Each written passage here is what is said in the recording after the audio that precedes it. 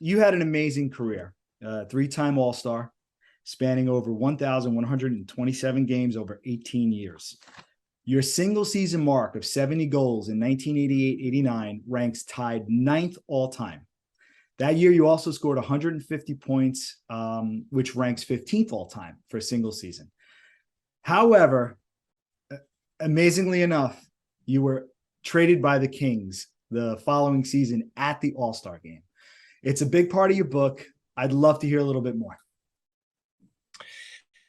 Yeah. Like you said, after I had my 150 points, I went to the owner, Bruce McNall. My contract was up. I signed a 5-year deal.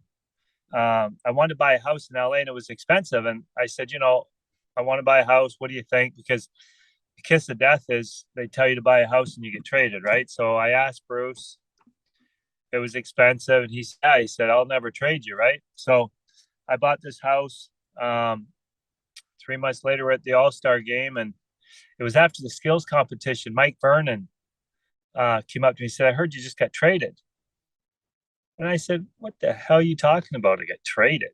I didn't get traded. And I went to see Bruce McNall, and sure enough, I get traded to New York for Tony Granato and Thomas Sandstrom. So, I tell people, obviously, trades are part of the NHL. I understand that. But for me, I think the most devastating part was, having the opportunity to play with Gretzky for a year and a half.